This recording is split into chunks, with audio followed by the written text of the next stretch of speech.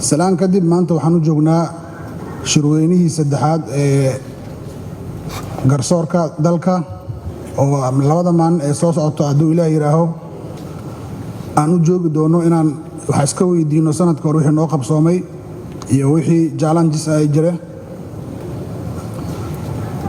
kelimadihii iga horreeyaa lagu tilmaamay waxqabadkii garsoorka ee sanadkii la soo dhaafay oo waxaa hore u tilmaamay guddoomiyaha maxkamadda sare iyo kusimaha xeraalyaha. waxaan rabaa inaan tilmaamo in maxkamadihii isbeddel muuqda ay la jaanqaadeen sanadkii hadda tagay oo dhiig cusub lagu soo biiriyey sida la tilmaamay garsoorayaal tartan hufan ku soo galay oo ay qaadaysay maxkamadda sare ee dalka, dhallinyaro hufan, daacada, firfircoon oo shaqadoodii iyo waxqabadkoodii laga dareemay xukunnada iyo waxyaabihii ay soo saareen muddadii koobneed ay hogaaminayeen maxkamadaha kala duwan ee dalka.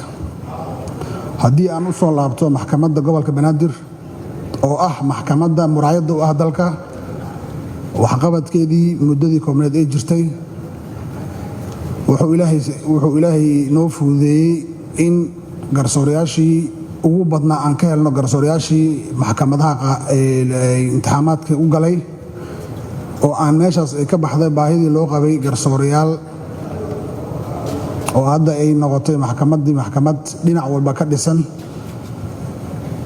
garsoorayaashaas oo ilaahay hadduu yidhaaho tababar markii ugu horreysay ayagoon shaqo bilaabin la siiyey oo ay tababarkaas bixiyeen garsoorayaal maxkamadaha dalka ah oo khibrad iyo waayo aragnimo u lah shuruucda dalka oo aan halkan ka bogaadinayo tababarayaashii bixiyey tababarkii muddadii labada bilood ay qaateen garsoorayaasha cusub ee maxkamadaha. waxaan kaloo rabaa tababarkaas inuu ahaa tababar ay fulisay maxkamadda sare oo aysan ahayn tababar ay bixiyeen hay-ado ama dad ka baxsan maxkamadaha oo qarashkii iyo tayadii iyo aqoontii ay bixiyeen ay lahaayeen garsoorayaasha maxkamadaha. waxaan kaloo rabaa inaan bogaadiyo adeegga ay bixiso maxkamadda oo ay qof walba dheehan karto buug horteeda yaallo muddadii hadda sanadka wax ay ahayd in aan qabannay xukunno soo saarnay ciqaab iyo madani ah. nambarkooda marka loo fiiriyo muddadii aan shaqaynay ay noqonayso waxqabad muuqdo, adeeg bixinta iyo maamulka dacwadaha oo sare u kacay. waxaa laga dhawaajiyaa cadaalad darro inay ka jirto dalka. sidaan wada ogsoonahayna maxkamadaha waxay bixiyaan adeegyo iyo xukunno ciqaab iyo madani ah. mar walba waxaa awoodda la saaraa oo dhaleecaynta ay ka timaadaa madaniga. waxaad moodaa ciqaabta oo ah xukunno ay ka soo baxaan qof in nafteeda la dhaafiyo cabashadeeda way yar tahay.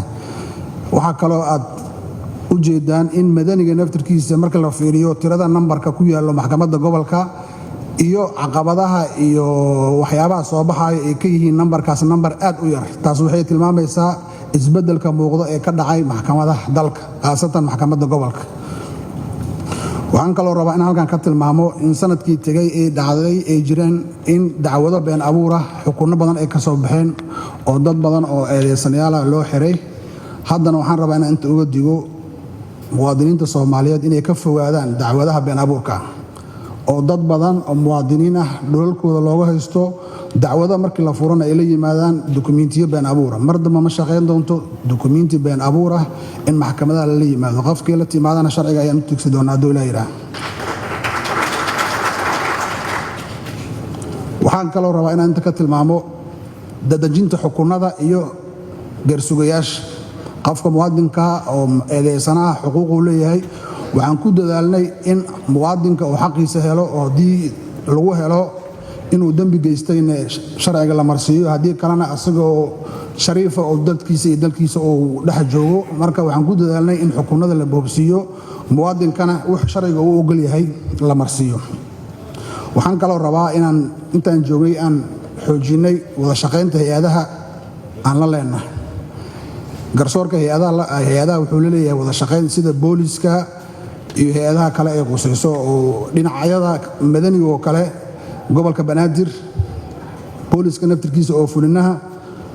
marka waxaan rabaa inaan inta ka tilmaamo intii aan jirnay in aan booliska wada shaqayn la yeelnay, weliba qaybta baarista oo ayna dhex martay wada shaqayn, taasoo ay sababtay in wada shaqaynta markii ay socotay ay imaatay in baarayaal loo ciqaabo xadgudubyo ay u geysteen muwaadiniin Soomaaliyeed oo muddada sharcigu u ogol yahay muddo ka badan ay xabsi ku hayeen.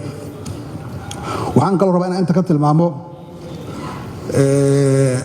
gudoomiye ku-xigeenka jaamacadda ummadda wuxuu sheegay in dhul laga haysto oo ka baqayo inuu maxkamadaha imaado. waxaan ku ballan qaadayaa haddii aad u soo dacwo tagto maxkamadda gobolka inaad xuquuqdaada heli doonto.